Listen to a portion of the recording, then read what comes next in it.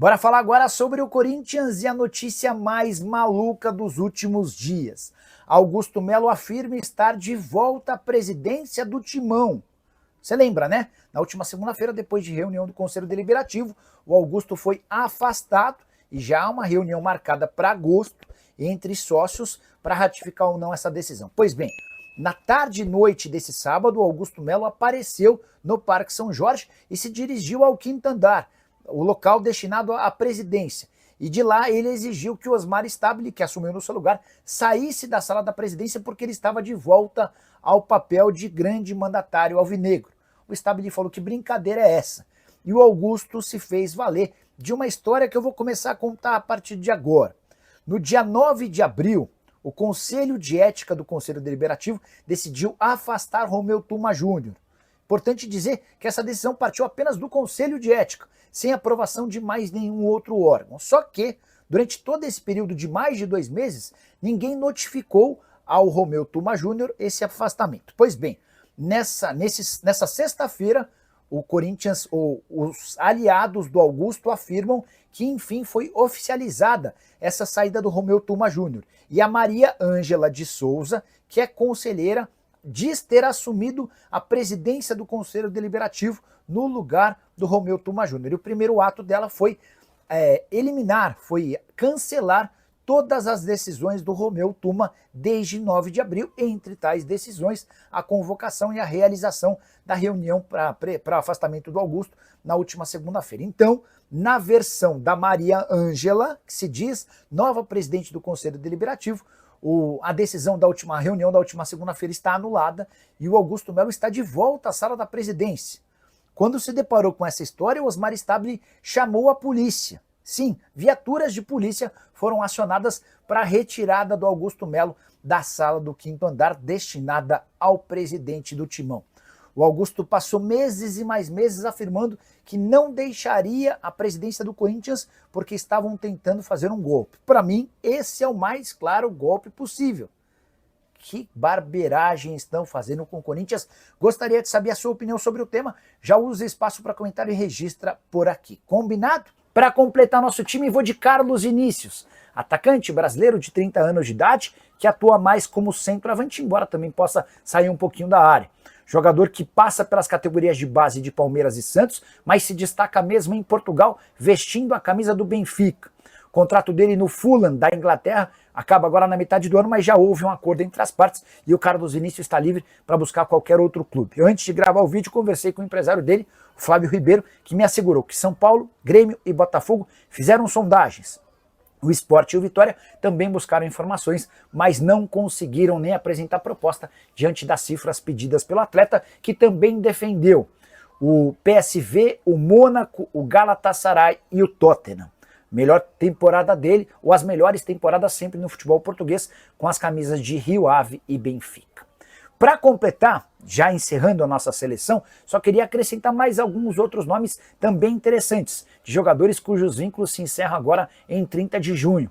Primeiro deles, Juan Jesus, zagueiro brasileiro que defende o Napoli, 33 anos de idade. Bernardo, filho do Bernardão, que foi volante do Corinthians. O Bernardo é zagueiro, joga no futebol alemão, atua pelo Bochum, 30 anos de idade. Rafael Carioca, com passagens por Atlético Mineiro e também Grêmio, hoje com 33 anos de idade, defendeu por 8 anos o Tigres do México e se despediu pela porta da frente do clube mexicano, quer voltar a atuar por aqui. Já Payet não ficará no Vasco, o vínculo se encerra agora na metade do ano, quem sabe defendendo outro clube. Caberia algum desses jogadores no seu time do coração? Já usa espaço para comentário para registrar sua opinião. Não esquece de deixar like, de se inscrever no canal.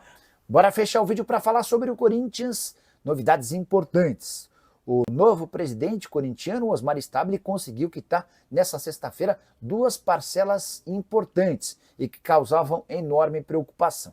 Uma ligada ao Profut, a outra ligada ao PERSE, que é o Programa Emergencial de Retomada do Setor de Eventos. O Corinthians tem uma série de dívidas com o governo, com empresas, com jogadores, e especificamente essas duas dívidas, se não fossem pagas nessa sexta-feira, causariam um enorme problema. A do Profut, por exemplo, trata-se de um acordo com o governo. Se o Corinthians perde o pagamento dessa parcela, ele é excluído do Profut e passa a ter condições muito piores de pagamento de uma série de dívidas com o governo federal. Pois bem, o presidente Osmar Stabile conseguiu juntar 3 milhões para quitar o Profut e mais 4 milhões para quitar o Perse.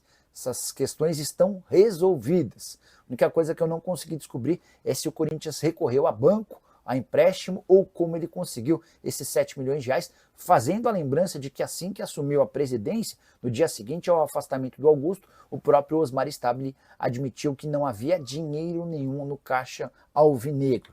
Agora o Corinthians continua atrás de grana, até porque no dia 5 vence o pagamento dos salários do mês anterior.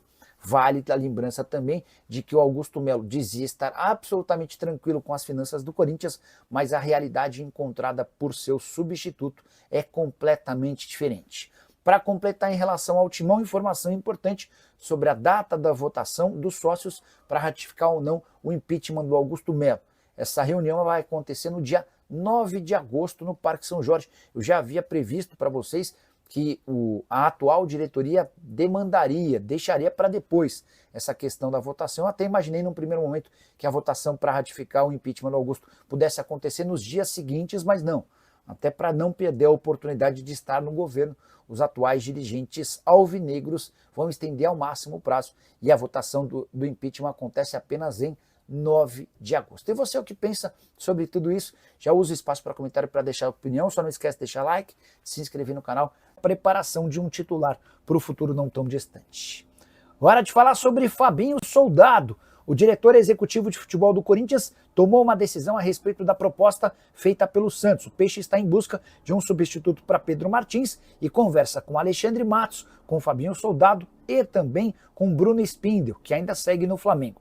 Fabinho Soldado já se posicionou recusando a oferta do Peixe. A visão do Fabinho é de que depois de ser bancado pelo novo presidente do clube, o Osmar Stabile, não há por que deixar o Corinthians. Está num clube gigante, de enorme torcida e com moral interno e externo. Ele só tinha preocupação em relação a essa mudança política. O Augusto Melo foi afastado na última segunda-feira e o Osmar Stabile assumiu o lugar dele.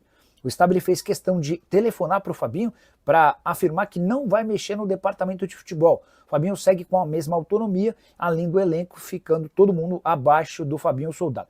E foi por conta disso, e também para não trair o Dorival Júnior, que acabou de ser contratado a pedido do Fabinho, que ele permaneceu no Corinthians. O Santos segue buscando alternativas e hoje o nome do Alexandre Matos é favorito. Tenho contado para vocês que o Matos perdeu espaço no Cruzeiro. Quem tem assumido o papel de protagonista do departamento de futebol é o filho do dono da SAF do Cruzeiro, Pedro Lourenço é o dono, e o filho dele, o Pedro Júnior, é quem tem dado as cartas por lá.